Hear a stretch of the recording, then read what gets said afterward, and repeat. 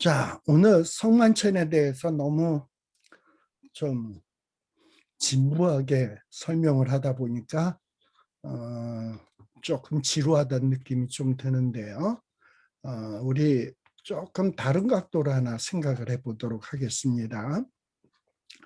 자, 여러분들 이 성만찬을 거행을 할 때 보통 이 성도들이 성만찬에 참여한 성도들이 무슨 생각을 하면서 이 성만찬에 참여를 할까? 이런 생각해 보셨나요?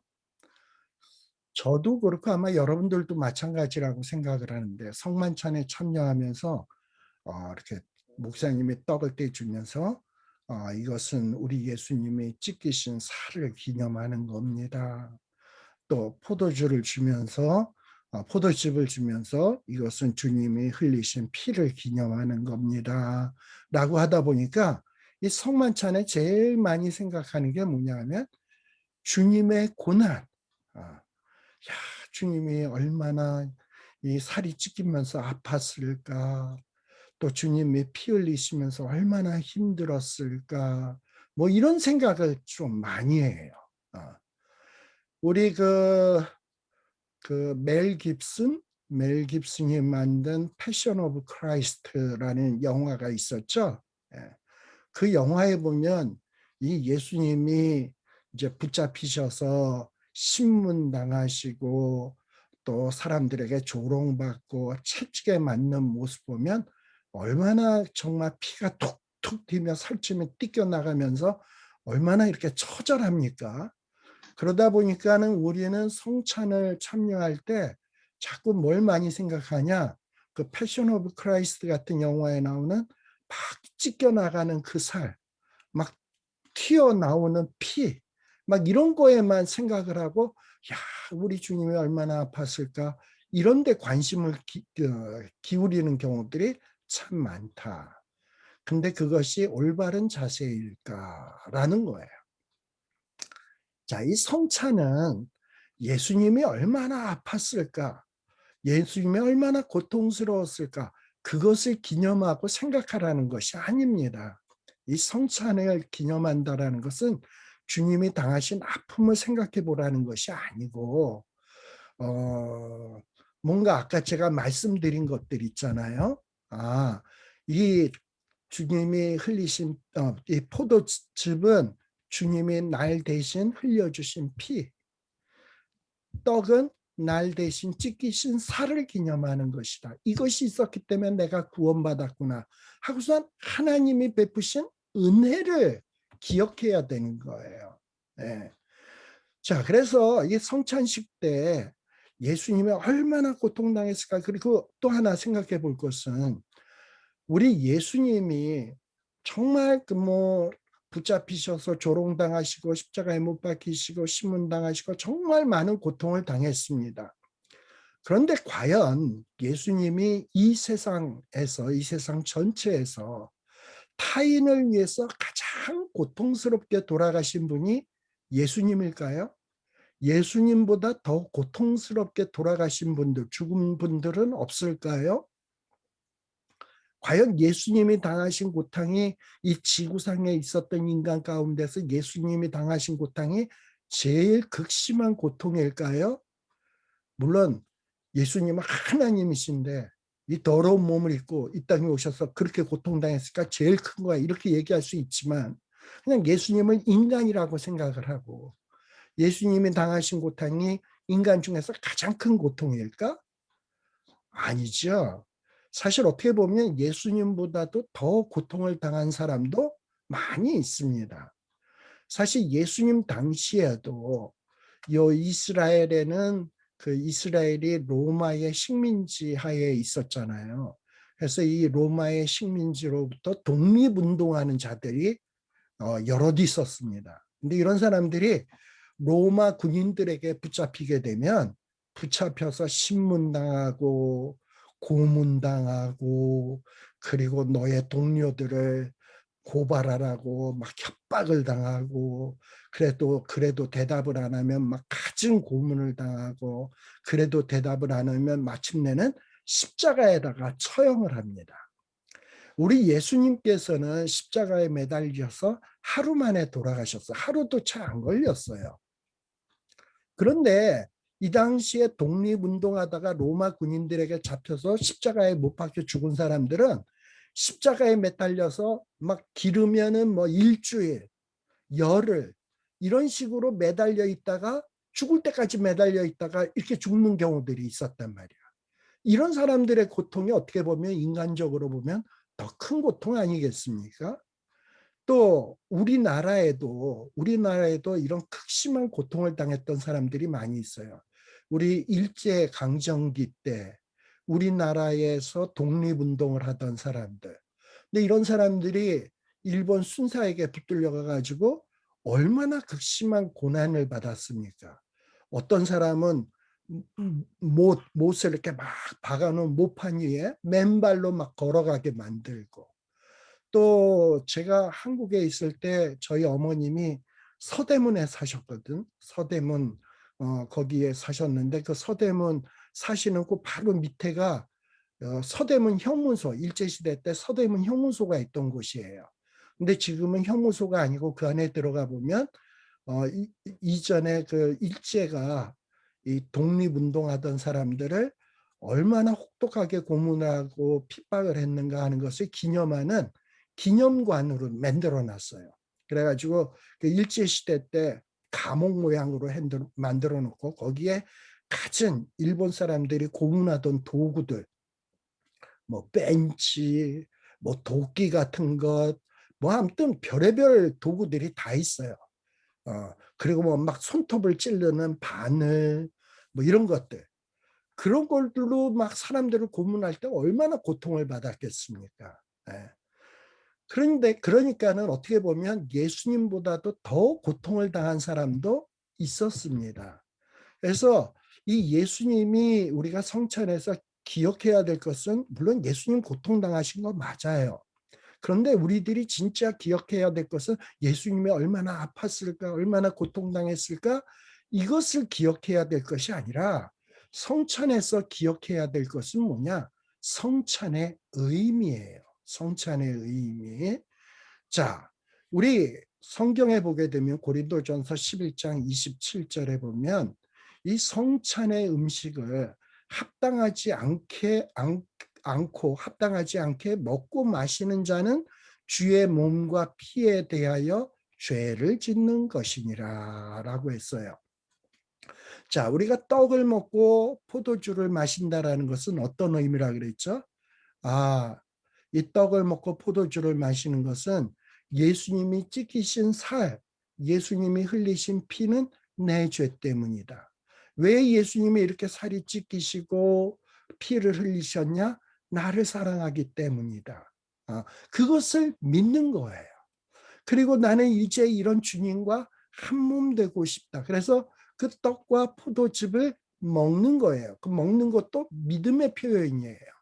자, 이런 믿음이 있는 사람이면 자기의 회개치 않은 죄를 가지고 이 그냥 아무런 성찬의 의미를 생각하지 않고 이 성찬의 떡과 성찬의 포도즙을 마실 수 있나요? 만일에 그렇게 합당치 않게 먹고 마시는 자는 주님의 몸과 피에 대해서 죄를 짓는 거예요. 그리고 이 성찬에서 먹는 떡은 뭐라고요? 무교병이에요. 누룩이 섞이지 않은 것. 그래서 이 무교병을 먹는 우리는 예수님이 무교병처럼 전혀 흠과 티가 없게 부정한 것이 없었던 분인 것처럼 나도 이제 한 몸 되는 나도 정말 깨끗한 삶을 살겠습니다라고 다짐하고 믿음을 고백하는 것이 이 성찬에 참여하는 것입니다. 그리고 이제 주님과 한 몸 돼서 살고 싶어요 하는 것이 이게 성찬의 의미예요. 그래서 이 성찬에는 예수님이 얼마나 아팠을까 이걸 생각하는 게 아니라 이 하나님이 예수님을 통해서 베푸신 사랑, 그리고 내가 얼마나 많은 은총을 입었는가, 그리고 이런 정말 벌레만도 못한 내가 어떻게 주님과 한 몸이 될 수 있었는가, 그렇다면 내가 이제부터 남은 인생을 어떻게 살 것인가, 어떻게 깨끗한 삶을 살 것인가, 이런 거를 생각하는 것이지 단순히 예수님의 고통, 예수님의 고난 이런 걸 생각하는 것이 아니다. 그리고 이 성찬에 참여하는 자들과 우리는 한 몸이다. 우리가 한 몸 되어서 서로 연합해서 서로 정말 도와가면서 주의 복음을 증거해야 되겠다. 이런 거를 다짐하는 것이 더 큰 의미가 있는 것이지, 단순히 주님의 아픔, 고통, 그걸 기억하는 것이 중요한 것이 아니다라는 사실을 꼭 기억하시길 바랍니다. 고린도전서 11장 21절에는 지금은 우리가 성찬 예식 때 떡도 조그만 떡 한 조각, 포도즙도 요만한 잔에 이렇게 먹고 마십니다만, 옛날 초대교회 당시에는 이 성찬이 식사였어요. 그래가지고 이 성찬에 마련되는 이 음식들은 주로 돈 있는 자들, 물질이 풍부한 자들이 준비를 했습니다. 그리고 가난한 자들은 이제 빈손으로 오는 거죠. 그런데 이 고린도 교회에는 어떤 일이 있었냐? 이 부자들이 자기네들이 음식해 왔다고 해가지고 그냥 음식을 차려놓고서는 지들이 먼저 다 먹어. 그리고 가난한 자들이 와서 먹으려고 그러면 찌끄레기만 남아 있거나 먹을 것이 없는 거야. 이런 일이 발생을 했었어요. 그러다 보니까 이 사도 바울이 고린도 교회 사람들을 굉장히 책망을 했습니다. 정말 이 성찬에 참여하는 자들이라면 뭘 생각해야 되냐? 내 형제 자매들을 돌아봐야 돼요. 그 중에서도 가난하고 헐벗고 이 성찬의 음식을 정말 가난해서 준비해 올 수 없는 정말 찢어지게 가난한 사람들을 내 몸처럼 사랑하고 그들을 배려하고 그들을 돌아보는 것이 이 성찬에 참여하는 자의 올바른 마음가짐입니다. 예. 그래서 이 성찬을 하면서 뭐 신분 고하, 남녀노소, 뭐 직업의 그 어떤 귀천을 다 떠나서 우리가 주 안에서 하나다, 한 몸이다. 우리가 한 떡에 참여한다. 우리는 한 몸 되어서 주의 나라를 확장시켜 가야 된다. 주의 복음을 증거해야 된다. 하는 이런 연합을 강조하는 의미가 이 성찬이다. 그래서 이 성찬은 온 교회의 성도들이 하나가 되는 의식입니다. 주님과 하나 되고 주님 안에서 형제 자매가 하나가 되는 이것을 다시 한번 다짐하는 이 의식이 뭐냐? 성찬의 예식이다. 그래서 성찬에 우리가 생각해야 될 것이 있다면 어떤 주님이 당하신 극심한 고통, 그래서 패션 오브 크라이스트에 나오는 그 장면만 떠올리고 눈물만 뚝뚝 흘릴 것이 아니라 정말 하나님이 우리에게 베푸신 그 은혜, 그리고 그 새 언약이라는 것이 얼마나 좋은 것인가. 그리고 내가 주님과 한 몸이 되었다라는 것이 얼마나 영광스러운 것인가. 그렇다면 내가 무엇을 해야 될 것인가. 그리고 내 옆에 있는 형제자매들과 내가 하나 되어서 무엇을 할 것인가. 이것을 생각하고 기념하는 것이 이것이 성찬의 예식이다라는 것을 잊지 않는 여러분들이 되시기를 바랍니다. 그래서 고린도전서 11장 26절에 너희가 이 떡을 먹으며 이 잔을 마실 때마다 주의 죽으심, 주님이 왜 죽으셨어요? 우리의 죄 문제를 해결하시기 위해서 죽으셨어요. 그래서 예수님이 우리 죄를 위해서 죽으셨다라는 것, 그리고 부활하셨다는 것, 그리고 다시 오신다라는 것은 이것처럼 좋은 복음이 없습니다. 근데 이 복음을 어떻게 해야 되냐? 이 떡을 먹으며 이 잔을 마시면서 이 복음을 전해야 되겠다 하고 다짐하고 또 다짐하는 거야. 근데 이것을 나 혼자서 한다? 아니다. 내 형제 자매들과 연합해서 한다. 이런 마음을 다지는 날이 뭐냐면 성찬의 예식이다라는 겁니다. 이렇게 주님께서는 성찬 예식을 통해서 이 최후의 만찬을 통해서 장차 너희들이 기념할 것은 뭐고 기억해야 될 것은 뭐고 너희들이 해야 될 것이 뭔지, 그리고 이것을 성찬을 계속해서 진행해 감으로써 이것을 매번마다 잊지 말고 기념하라 라고 말씀해 주는 겁니다. 자, 이렇게 성찬 예식을 마치고 이 주님과 제자들은 유월절 때 이스라엘 백성들이 애굽에서 구원받은 것을 감사하며 찬미했던 것처럼 이제는 새 언약에서는 우리 예수님이 우리를 위해서 죽으시고 그리고 사망 권세를 깨뜨리시고 부활하시고 승천하셨던 것처럼 우리는 놀라운 새 생명을 얻게 되었거든요. 그래서 이 성만찬에 참여하고 성만찬이 마칠 때는 어떻게 해야 되냐? 찬미해야 된다. 하나님의 은혜에 감사의 찬미를 드리고, 그리고 주님께서는 이런 참송을 하면서 감람산으로 올라가셨다라는 겁니다. 그러면서 이 감람산으로 올라가시면서 주님께서는 제자들에게 말씀하세요. 뭐라고 말씀하시냐? 이 밤에 이제 성만찬을 마치고 이제 예수님은 감람산에 가셔서 특별히 겟세마네 동산에 가셔서 밤을 새워 기도하실 거예요. 그리고 그 기도가 마치게 되면 로마 군인들이 가룟 유다와 함께 와서 주님을 체포할 겁니다. 그렇게 되면 제자들이 이 예수님이 체포당하는 모습을 통해서 실족하고 실망하고 절망하게 될 것이다. 그리고 주님의 양떼들인 제자들이 다 흩어지게 될 것이다 라고 주님이 말씀하고 계시는 겁니다. 그러나 예수님은 나는 내가 이제 이렇게 붙잡혀서 죽고 너희들은 실족하게 될 것이야. 이거로 끝나는 것이 아니라 26장 32절에 보면 예수님은 무슨 얘기를 하냐?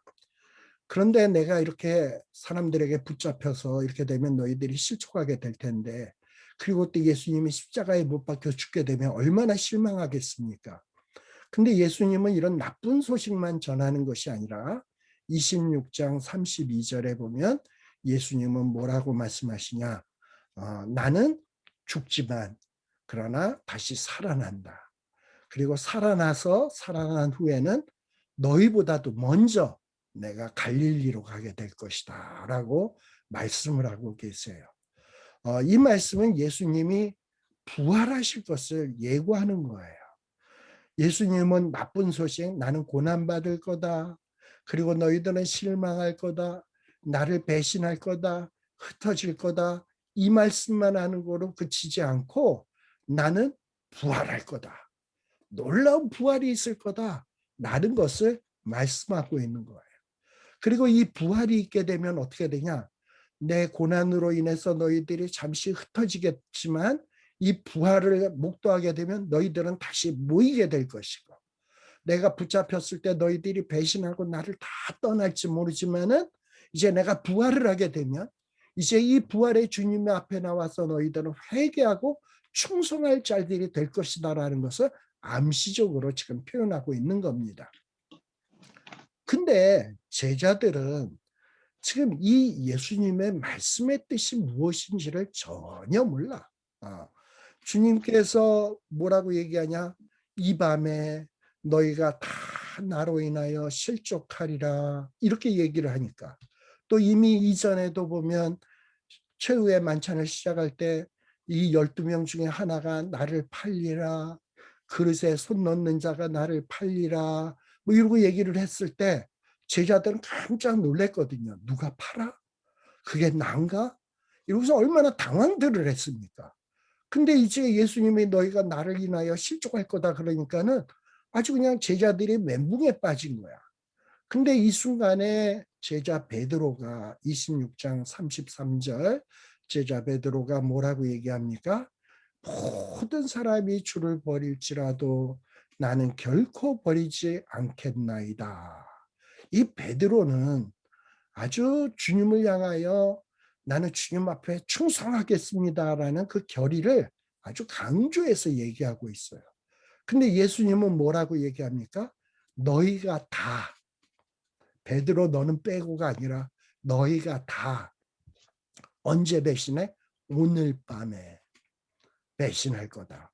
예수님이 이렇게 얘기를 해요. 근데 여기에 대해서 베드로는 뭡니까? 모두가 다 버릴지라도 나는, 예수님은 모두가 다 버린다 그랬는데 제자 베드로는 모두가 다 버려도 나는 결코 버리지 않는다 라고 얘기를 하고 있어요.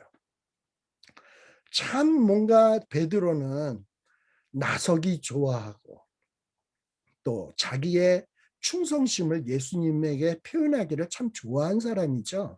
이런 모습이 잘 나타나 있어요. 다 넘어져도 나는 넘어지지 않는다. 근데 여러분 생각해 보세요. 이 제자 베드로의 말을 가만히 생각을 해보면 제자 가룟 유다 빼고 11제자 가운데 베드로를 포함해서 11제자 가운데서 예수님을 모른다고 3번씩이나 부인한 제자가 베드로 말고 또 있습니까? 없죠. 다른 제자들은 다 3번씩 부인 안 했어. 제자 베드로만 예수님을 3번씩이나 부인했어. 근데 제자 베드로는 예수님에게 뭐라고 얘기하냐? 다 넘어질지라도 나는 넘어지지 않겠습니다. 나는 결코 버리지 않겠습니다. 그런데 남들은 3번씩이나 부인하지 않았는데 제자 베드로만 나중에 예수님을 3번씩이나 부인하고 있습니다. 그러니 지금 이 제자 베드로가 모두 주를 버릴지라도 나는 결코 버리지 않겠다라고 얘기하는 것이 뒤에 벌어질 일을 생각해 보면 얼마나 아이러니컬합니까? 참 아이러니컬해요. 그리고 또 이 제자 베드로가 모두 다 주님을 버릴지라도 라는 거는 뭡니까? 이 베드로는 은근히 교만한 거예요. 물론 베드로의 주님을 향한 충성심 인정합니다. 그리고 그것을 순수하게 표현했다 할지라도 제자들이 다 있는데 쟤네들 다 배만할지라도 나는 결코 버리지 않겠다.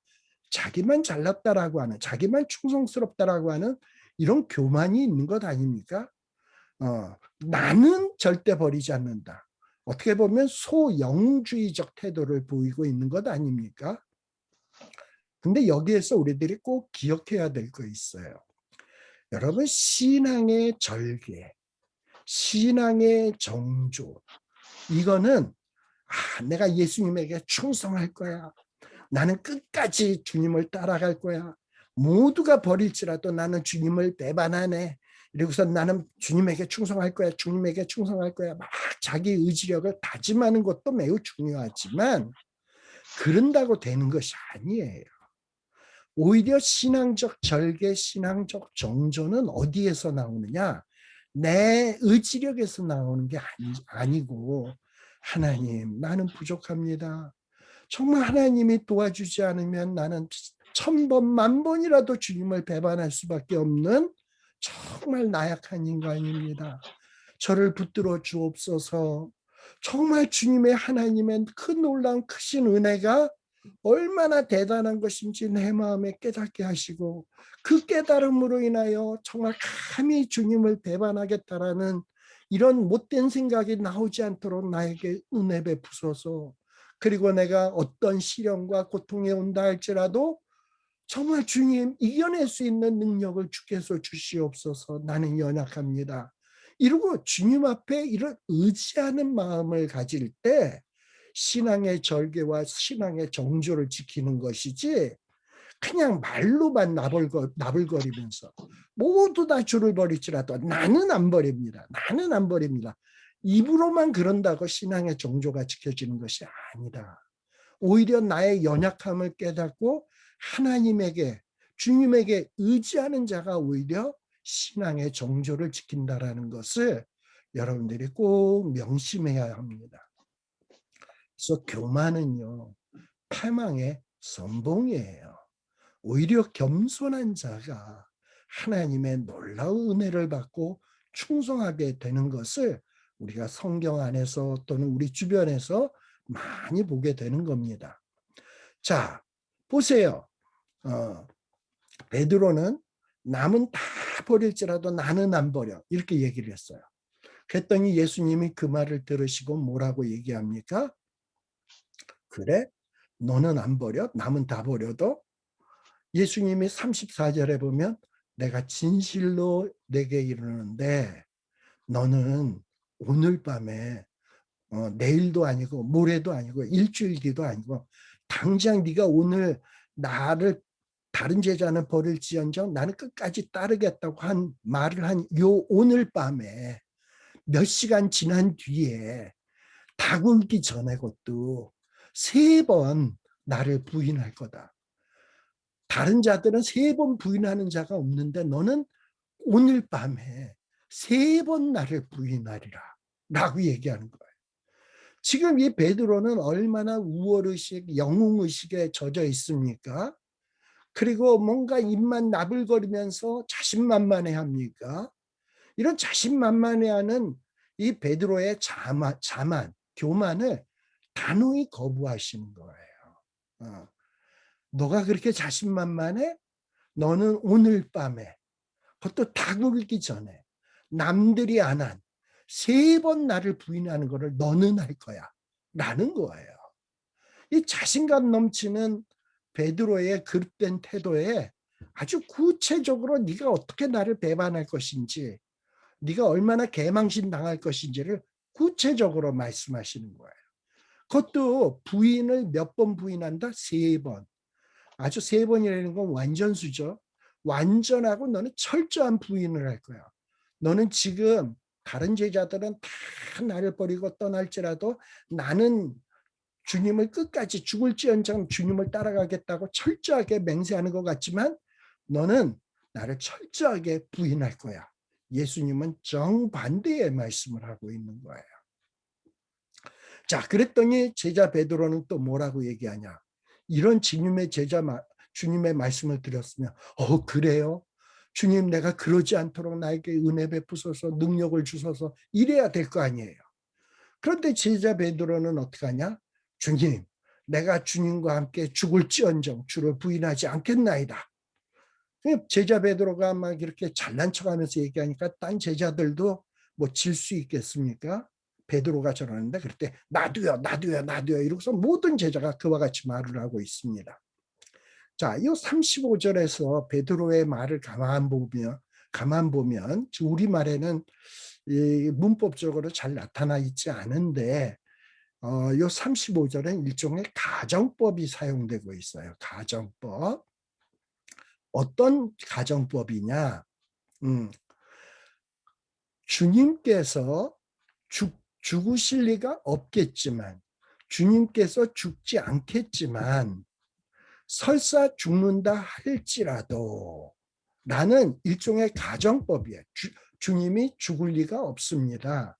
그러나 설사 죽는다 할지라도 나는 주를 부인하지 않겠습니다. 라고 고백하고 있는 거예요. 이 말 속에는 어떤 뜻이 내포되어 있냐? 이 베드로는 예수님이 이제 오늘 밤이 지나면 죽을 것이다 라는 것을 전혀 생각지 않은 것 같아. 믿지 않고 있는 것 같아. 이미 예수님은 이미 내가 사람들에게 넘겨질 거다, 고난받을 거다, 십자가 질 거다, 그리고 부활할 거다라는 걸 몇 번에 걸쳐서 말씀했는데도 그 말씀은 머릿속에 새겨지지 않았던 것 같아요. 그냥 주님의 말씀 가운데 지 듣고 싶은 것만 들었던 것 같아. 주님의 죽음에 대한 얘기는 전혀 머릿속에 담아두지 않았던 것 같습니다. 그래서 이 베드로는 결코 주님은 죽을 리가 없다라는 것을 마음에 품고 있었던 것 같아요. 그리고 설사 죽는다 할지라도 나는 주를 부인하지 않겠다라고 이야기를 하고 있는 겁니다. 자, 만일에 이렇게 제자들의 모습이 이렇다면은 이 제자들은 굉장히 무지한 겁니다. 지금 주님은 당장 오늘 밤에 나는 죽어야 된다, 넘겨줘서 죽어야 된다라고 말씀하시는데 제자들은 전혀 주님의 마음속을 헤아리지 못하고 있어. 이 오늘 밤이 지나면 여전히 주님은 이제 메시아가 될 거야. 그러면 우리는 우편에 좌편에 서게 될 거야. 우리는 개국공신이 될 거야. 어떤 이런 꿈에 부풀어 있었는지도 모르겠어요. 어찌 보면 그동안 제자들은 예수님의 제자 훈련을 받았는데 그랬음에도 불구하고 여전히 지금 무지하다라는 것을 알 수 있습니다. 자, 그래서요, 여러분, 참된 제자의 바른 자세는 뭐냐? 제자의 바른 자세는 자신감에 차 있는 사람이 아닙니다. 진정한 제자는 자기의 연약함을 인지하는 거예요. 자기가 얼마나 죄인이며 하나님의 은혜를 필요로 하며 하나님의 도우심이 필요로 한 자인가 하는 것을 깨닫는 자가 진정한 주님의 제자의 모습이에요. 그래서 진정한 주님의 제자라면 예수님에게 철저히 의존하는 자세를 가져야 합니다. 따라서 지금 이 베드로가 나는 주님을 버리지 않아요. 남들 다 버려도 나는 안 버려요 하는 이러한 반응은 이 제자 베드로가 제자도의 원리가 뭔지를 전혀 깨닫지 못하고 있는 것을 보여주는 거예요. 근데 이런 깨달음의 결여는 베드로만의 문제가 아니라 다른 제자의 문제이기도 하다라는 겁니다. 여러분, 하나님의 나라, 하나님의 나라, 하나님의 나라는 어떤 인간의 열정, 의지, 생각으로 되는 것이 아니에요. 인간의 열정, 의지, 생각으로 되는 것이 아니라 어떤 하나님의 뜻에 순종함으로 이루어집니다. 근데 이 순종도 어떻게 해야 되냐? 하나님이 은혜 주시고 능력 주셔야 돼. 그래서 우리가 늘 어떤 기도를 해야 되냐? 하나님, 저는 연약합니다. 그리고 저는 부족합니다.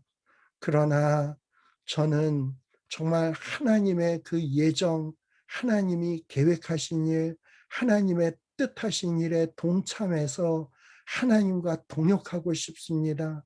그런데 이 연약한 내 힘으로는 절대 그 일을 이룰 수 없습니다. 그 일에 동참할 수 있도록 힘을 주소서, 능력을 주소서, 은혜 베푸소서, 도와주소서, 하나님의 뜻에 굴복할 수 있도록 힘 주소서 이러면서 주 앞에 이렇게 무릎을 꿇을 때 하나님이 능력 주시고 우리로 하여금 하나님의 나라를 이루어 갈 수 있도록 해 주시는 것입니다. 바로 이런 마음으로 하나님 앞에 겸손한 마음을 가질 때 성령께서도 우리를 도와주시고 그 일을 감당할 수 있도록 해주신다라는 것을 잊지 마시길 바랍니다. 우리 36절서부터는 바로 예수님의 그 유명한 겟세마네 동산의 기도입니다. 자, 우리 예수님도 자신의 의지, 자신의 능력으로 하는 것이 아니에요.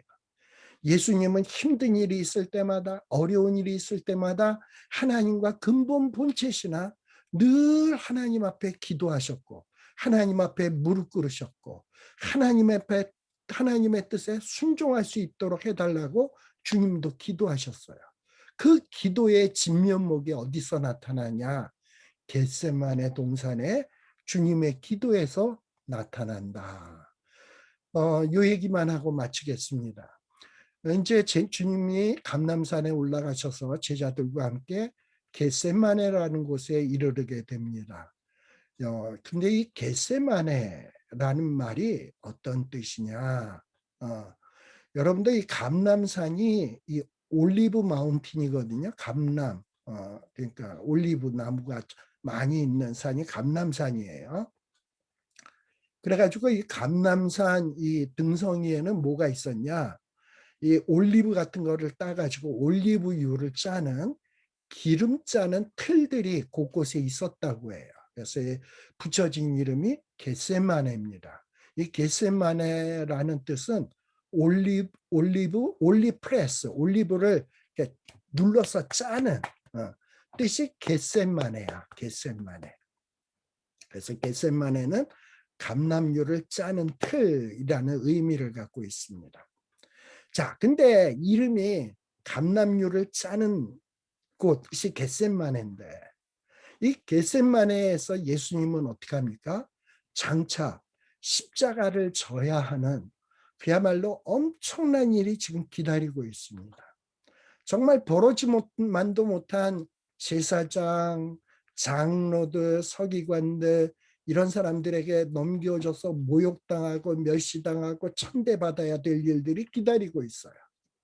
그런데 이런 일을 앞두고 근본 하나님의 본체시고 전능하신 능력을 가지신 이 주님께서도 이 일을 감당할 수 있도록 내 뜻대로 말고 아버지 뜻대로 될 수 있도록 하기 위해서 감람산에서 마치 기름을 짜듯 자기의 몸에 있는 모든 물과 피를 다 짜내듯이 기도하는 그 기도의 모습을 보이고 있습니다. 반면에 이 겟세마네 동산에서 다른 제자들은 다 주님을 버릴지언정 나는 주님을 버리지 않겠습니다 하는 베드로는 어떤 모습을 보이고 있습니까? 막 기름을 짜내듯이 물과 피를 짜내듯이 기도하고 있나요? 자빠져졌죠. 예. 이러면서 뭔가 엄청난 일을 앞두고 기도하는 예수님, 자빠져 자는 제자들, 이런 모습들이 대조되는 장면이 요 겟세마네 동산에서의 모습에서 등장을 하고 있습니다. 그리고 아까 제자 베드로와 관련지어서 좀 얘기를 한다면, 자, 제자 베드로는 다른 제자들은 주님을 절대 다른 제자들이 주님을 버린다 할지라도 나는 결코 버리지 않는다고 했어요. 근데 이랬던 베드로가 겟세마네 동산에서 예수님이 기도할 때는 베드로는 뭐 했습니까? 잤어요. 베드로는 잤어요. 그리고 또 이 베드로는 어떠했냐? 이제 기도를 마치시고 난 다음에 이 로마 군인들, 또 제사장이 파송한 군인들이 왔을 때 뭔가 하나님이 주시는 능력으로 뭔가 하는 것이 아니라 그냥 자기의 혈기에 의해서 칼을 휘두르면서 로마 사람들과 온 말고라고 하는 사람의 귀를 잘랐던 것도 기억하시죠? 네. 그리고 이렇게 뭐 주님을 끝까지 충성하겠다고 한 이 베드로는 또 어떤 모습을 보이고 있습니까? 주님이 잡혀가실 때에 그야말로 충성스럽게 끝까지 따르겠다고 한 사람이 주님이 잡혀갈 때에 멀찍이에서 눈치 봐 보면서 따라가지요. 네. 그리고는 마침내 어떻게 합니까? 계집 요정이 또 주변에 있는 사람들이 예수님과 한편이구나 라고 얘기할 때 3번씩이나 부인하는 모습을 보여요. 이러면서 제자 베드로가 처음에는 다른 제자들이 다 주님을 부인하겠습니다. 부인한다 할지라도 나는 안 부인하겠습니다 하고 호언장담했는데, 이 호언장담한 베드로가 불과 몇 시간 안에 얼마나 철저하게 무너지고 실수를 범하고 있는가가 기록되어 있는 것이 요 36절 이하에 잘 나타나 있어요. 여러분, 신앙은요, 의지와 다짐으로 되지 않는다. 나의 무능을 인정하고 철저하게 하나님 앞에 엎드려 기도할 때에 하나님 주시는 능력으로 우리가 어떤 큰 일을 감당하는 것이지, 내 능력, 내 의지, 내 결심으로 되지 않는다는 것을 명심 또 명심하시고 하나님 앞에 자기의 연약함을 알고 겸손히 엎드려서 하나님의 은혜를 구하고 하나님 주시는 능력을 사모하는 저와 여러분들이 되시길 바랍니다. 정말 중요한 일을 앞두고 겟세마네 동산에서 피와 땀을, 올리브 기름을 짜내듯이 그 피와 땀을 짜내시면서 기도하셨던 그 주님의 모습, 그 주님의 모습을 기억하면서 우리도 이 주님의 기도를 본받아서 늘 중요한 일을 앞두고 기도에 힘쓰시는 저와 여러분들이 되시길 바랍니다. 그래서 이 겟세마네 동산에는 오늘날에 The Chapel of the Sweat이라고 하는 교회가 세워져 있대요. 땀 흘린 교회. 예수님의 겟세마네 동산에서 피땀 흘려서 기도한 그것을 기념하기 위해서 세워진 땀 흘린 교회가 있다. 근데 이런 걸 보면서 우리 오늘 제가 말씀드린 정말 하나님 앞에 우리의 연약함을 인식하고 주님을 의지하는, 하나님을 의지하며 기도에 매달리는 이런 결심을 할 수 있는 저와 여러분 되시기를 간절히 바랍니다. 기도드리겠습니다. 하나님 아버지 감사드립니다. 정말 주의 제자 베드로는 모든 제자가 다 버릴지라도 나는 끝까지 주님을 향하여 충성하겠다고 정말 입으로 호언장담했습니다. 하나님 아버지, 우리의 모습을 보게 하여 주옵소서.